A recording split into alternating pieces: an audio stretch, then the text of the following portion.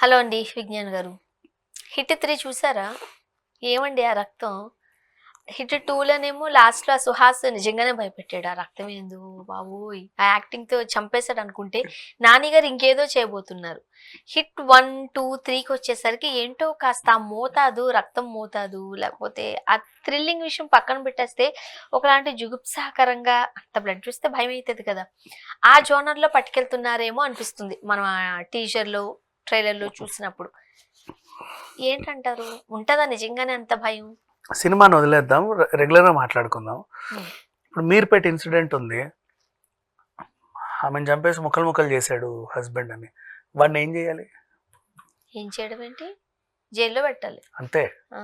మరి ఆ పిల్ల అనుభవించిన నరకం వీడు అనుభవించకూడదా? జైల్‌లో నరకమేగా చూపిస్తారు. ఏం చేస్తారు? 3 పుట్లు పోషిస్తారు చక్కగా, ఒక యూనిఫామ్ ఇచ్చి వైట్గా. హ్మ్. అంతకుమించి ఏం చేస్తారు? నిజమే. ఏమన్నా ట్రిపులారా డ్రమ్ముల్లో పెట్టి కొట్టడానికి? బ్రిటిష్ వాళ్ళు ఉన్నప్పుడు అలా చేసేవాళ్ళేమో. ఇప్పుడు మన హ్మ్. జైల్స్ అలా లేవు, బాగానే ఉన్నాయి.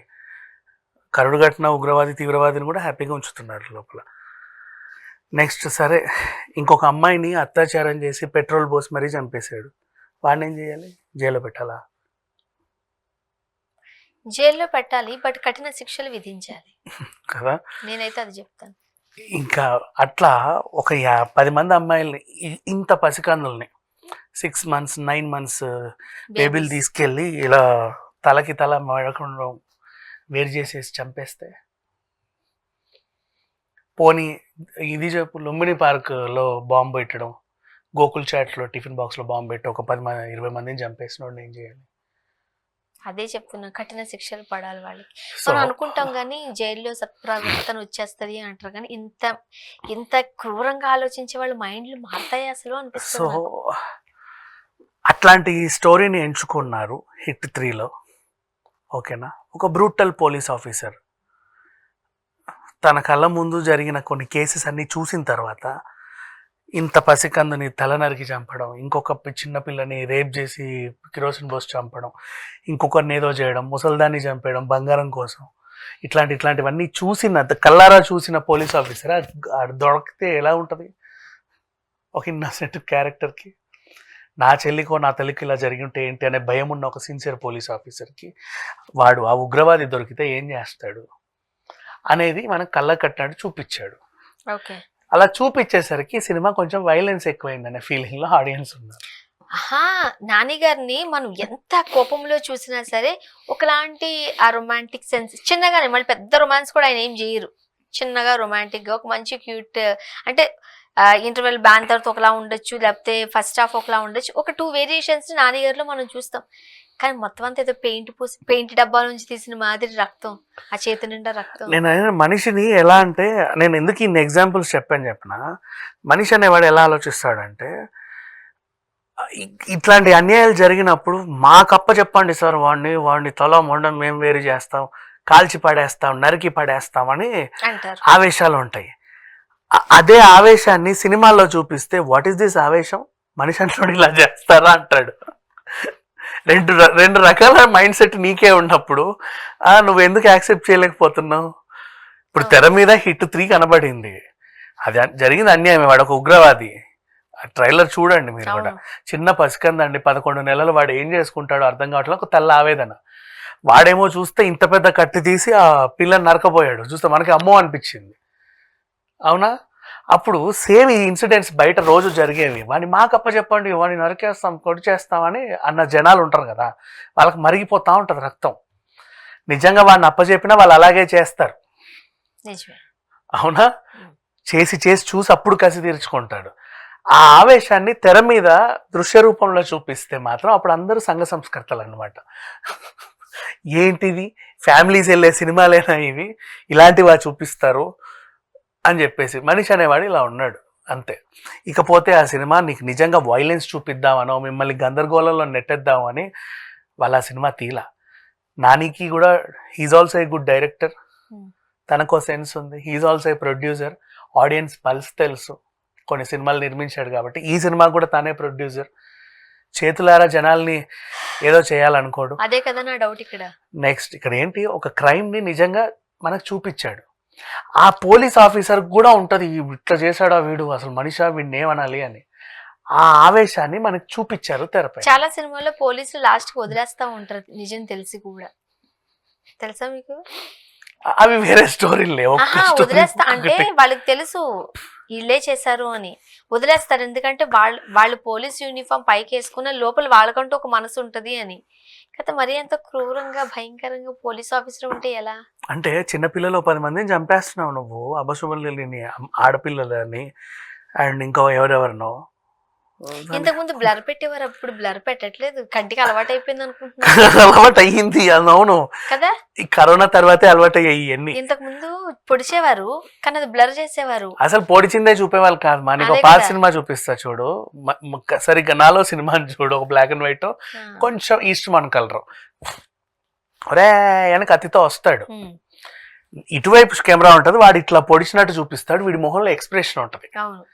తర్వాత తెర మీద ఎవరు ఉండరు, గోడ మీదనో కారు మీద ఇలా రక్తం పడుద్ది, అంతే. తర్వాత వీళ్ళు పడిపోయి ఉంటారు, ఇంత రక్తం. నెక్స్ట్ వాడిని ఉల్టా పడేస్తాడు, ఇలా ఉంటది, అలా బ్లడ్ పోద్ది. అది కూడా ఆ తర్వాత రోజుల్లో వచ్చింది, కానీ ఒకప్పుడు అయితే గోడ మీద బ్లడ్ వేసి చంపేశారనే వాళ్ళు, అంతే. అది ఎప్పటి నుంచో ఇంకా గొంతు కోయడం, బ్లడ్ కారడం కూడా యాక్సెప్ట్ అయిన రోజుల నుంచి ఇది పెరిగింది. ఇప్పుడు డైరెక్ట్ గా చూపించేస్తున్నారు, గొంతులా అండ్ నెక్స్ట్ ఆడియన్స్ కూడా మారాడు. వీడికి ఏంటి ఎలా తయారయ్యారంటే కొంచెం యూత్ ఆడియన్స్, ఫ్యామిలీ ఆడియన్స్ కాదు. అర్జున్ రెడ్డి లాగా కొంచెం చూపిస్తే ఇంకా ఇంకా ఇంకా రక్తం రక్తం అన్నారు, యానిమల్ చూపిస్తే ఇంకా రక్తం రక్తం అన్నారు, మార్కో చూపిస్తే ఇంకా రక్తం అంటున్నాడు. అర్జున్ రెడ్డి ఇవన్నీ రొమాన్సులు కదా, ఆ రొమాన్స్ లే కొంచెం ఉన్నాయి కదా, ఎరుపులు ఉన్నాయిలే.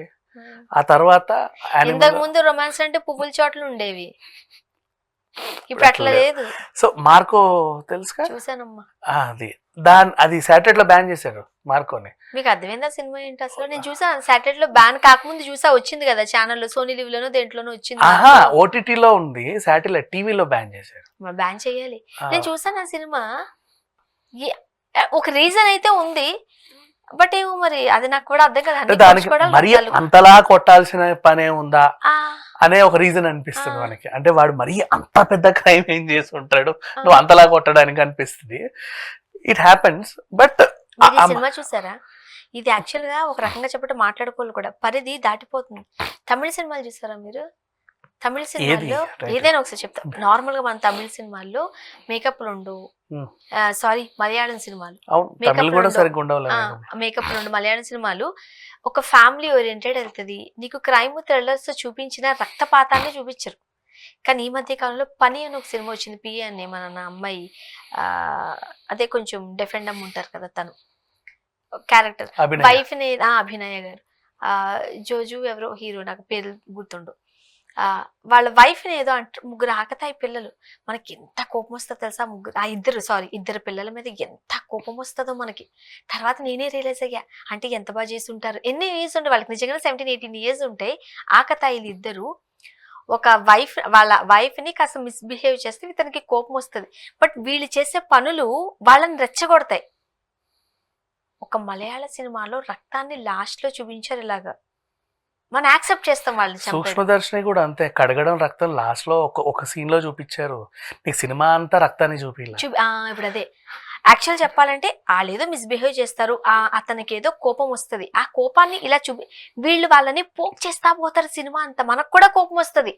లాస్ట్ లో ఇలా ఇలా పీసుల కింద అయిపోయేలాగా బాంబు పెట్టి చంపేస్తారు.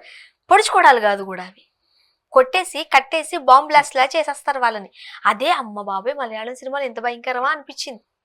బట్ నాని సినిమా అవి చూస్తుంటుంటే అసలు ఎక్కడికి వెళ్ళిపోతుంది, హద్దులు దాటిపోతుంది. ఇది కూడా కోరుకుంటున్నారు ఆడియన్స్ కూడా అలాగే ఉన్నాడు, చూసేవాడు ఉన్నాడు, చూపించేవాడు చేస్తున్నాం మనం. ఎగ్జాక్ట్లీ. మీరు చూసారా పని సినిమా? చూడండి ఒకసారి. అదే చెప్తున్నా, చూసేవాడు ఇలాగే ఉన్నాడు, చూపించేవాడు కూడా అలాగే ఉన్నాడు. వాళ్ళ మధ్యలో ఈ ఫ్యామిలీ ఆడియన్స్ చచ్చిపోతున్నారు. అండ్ వీళ్ళు ఆలోచించి ఏ ఫ్యామిలీస్ చూసేటట్టు ఉన్నాయి సినిమాలని వాళ్ళు అంటున్నారు. నువ్వు కూడా చూసావుగా, నచ్చినా నచ్చపోయినా చూసావా? చూస్తున్నారు ఫ్యామిలీ. ఇప్పుడు ఇంకొక విషయం, మన పిల్లల్ని వేసుకుని వెళ్ళడానికి లేదు, రానియరు, ఇంట్లో పెట్టిపోవాల్సింది. ఎక్కడ మంచిదే, అమ్మ అంత రక్తాన్ని చూపించకూడదు. సో ఉన్నాయి సినిమాలు అలాగే తయారయ్యాయి. సో అందుకని చెప్పి హిట్ ట్రైలర్ గురించి నేను ఎక్కువ మాట్లాడదలుచుకోలేదు. Why because I can't judge. తన అంత ఇదిలా కావాలని అయితే ఎవరు చేయరు. ఆఫ్టర్ 2 సిరీస్ చూసిన తర్వాత such a beautiful decent police ఆఫీసర్లను చూసిన తర్వాత కూడా ఇక్కడ అలా ఉంటదని నేను అనుకోను. నాని గారి కాకపోతే నుంచి అంత ఎక్స్పెక్ట్ చేస్తున్నావా అని. ఆ కేసులో ఉన్న ఉగ్రవాది వాళ్ళని చూపించారు కూడా కొంచెం. అవునవును. వాళ్ళు చేసిన క్రైమ్ ఏమవుతుందో ఉంటుందో తెలియదు చూడాలి. కాబట్టి సినిమా చూసిన తర్వాత May 1st ఏమో ఇప్పుడు రిలీజ్ ఉంది, అప్పుడు దాని గురించి ఒక పర్టికులర్ ఓహో ఇది అని జస్టిఫికేషన్ ఇవ్వాలి. Thank you. అండ్ ఇకపోతే శైలేష్ కొలను ఇబ్బంది పడ్డాడు, నాకు కూడా చెప్పొచ్చో చెప్పరాదో. దీంట్లో మరి నిజమో కాదో తెలియదు, ఎక్కడి నుంచో లీక్ అయింది. లాస్ట్ లో నెక్స్ట్ సినిమాకి సంబంధించిన హీరో కార్తీ వస్తాడంట, పార్ట్ 4లో తను ఉంటాడంట అన్న మాట చెప్పేశారు జనాలకి. సో ఆయనకి అవును. ఇబ్బందిగా ఉంది. ఎందుకు ఇబ్బంది? ఇంకో హీరోని పెట్టి దాన్ని మళ్ళీ రీషూట్ చేస్తారో లేకపోతే ఏంటో తెలియదు. రీషూటా?